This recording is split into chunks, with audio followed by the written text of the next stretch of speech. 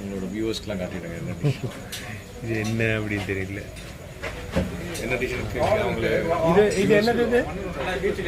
Next வந்து chicken கொண்டாட்டம் கொண்டு வந்திருக்காங்க. சிக்கன் கொண்டாட்டம். சரிண்ணா, ஓகேண்ணா.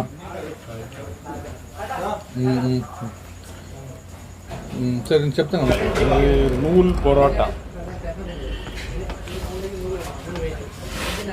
இதுக்கு வேற சால்னாவெல்லாம் இல்லை, குழம்புல.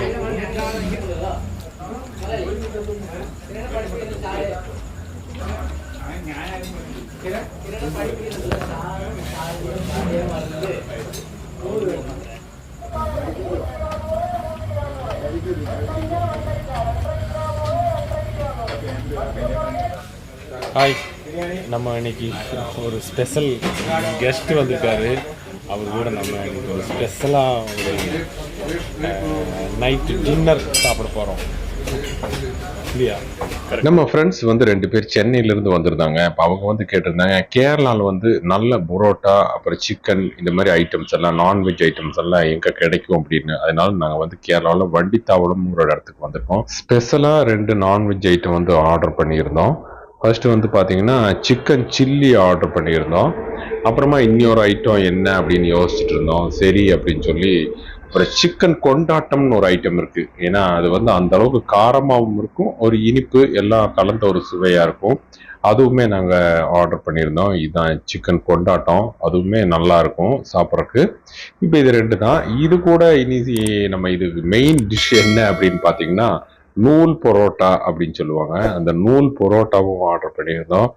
அதை தான் சரி டேஸ்ட் பார்த்துடலாம் அப்படின்னு சொல்லி. நூல் பரோட்டா வந்து சூப்பராக இருந்துச்சு.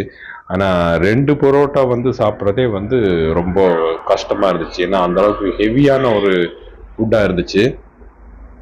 இது இப்போ நம்ம சிக்கன் கொண்டாட்டம் தான் வச்சிட்ருக்கோம். எடுத்து இங்கே வைக்கலாமா அங்கே வைக்கலாமான்னு ஒரே கன்ஃபியூஸு. உங்கள் பிளேட்டில் வைங்க, ஏன் பிளேட்டில் வைங்கன்னு. சரி ஒரு வழியாக நம்ம வச்சுட்டோம். சிக்கன் கொண்டாட்டத்தை பார்த்தாலே நாக்கில் எச்சி ஊறும். அந்த அளவுக்கு சூப்பரான ஒரு ஐட்டம் தான் சிக்கன் கொண்டாட்டம்.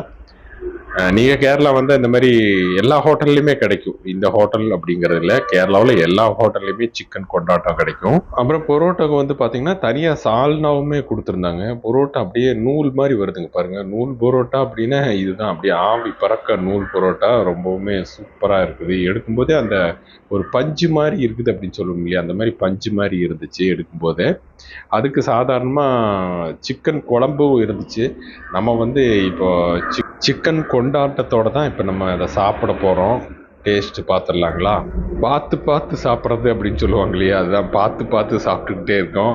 ஒருத்தர் இது எடுக்கலாமா அது எடுக்கலாமான்னு ஒவ்வொருத்தரும் பார்த்து சாப்பிட்ருக்கோம். சிக்கன் கொண்டாட்டத்தை டேஸ்ட் பார்த்துடலாம். சிக்கன் கொண்டாட்டம் பாருங்கள் எப்படி இருக்குது பாருங்கள். பீஸு சூப்பராக இருக்கும், அருமையான டேஸ்ட்டாக இருக்கும். இந்த டேஸ்ட் வந்து பார்த்திங்கன்னா கொஞ்சம் காரம் இருக்கும், ஆனால் மிளகு பொடி நல்லாவே போட்டிருப்பாங்க. அதே மாதிரி இதில் வந்து இந்த இனிப்பு சுவையுமே அதிகமாக இருக்குங்க. இதோட மிக்சிங் வந்து பார்த்திங்கன்னா ஒரு டிஃப்ரெண்ட்டாக இருக்கும். கொஞ்சம் காரமாக தான் இருக்கும், நல்லா இருக்கும் சாப்பிட்றதுக்கு. ஒரு வழியாக இப்போ தான் வந்து சாப்பிட்றதுக்கு ஸ்டார்ட் பண்ணியிருக்கிறோம். அதாவது நூல் பரோட்டா, சிக்கன் கொண்டாட்டம், சிக்கன் சில்லி, அப்புறம் சிக்கன் சால்னா, இதையெல்லாம் சேர்த்து தான் நம்ம இப்போ சாப்பிட தொடங்கியிருக்கோம். இனி அப்படியே சாப்பாடு தொடங்க வேண்டியது தான். இனியும் ஆர்டர் பண்ணலாம் அப்படின்னு சொன்னாங்க. வேணாம், இது போதும், இதுக்கு மேலே நம்மளால் சாப்பிட முடியாது, இதே வந்து ரொம்ப ஹெவியாக தான் இருக்குது, இது சாப்பிட்டு முடிக்கணும் அப்படின்ட்டு இதை சாப்பிட்டுட்ருக்கோம். இருந்தாலும் ஃப்ரெண்டு கேட்டிருக்காரு, இன்னும் வேறு ஏதாவது ஸ்பெஷலான ஐட்டம் இருக்குதா அப்படின்னு. இல்லை, இது போதும் அப்படின்ட்டு நம்ம சாப்பிட்ருக்கோம்.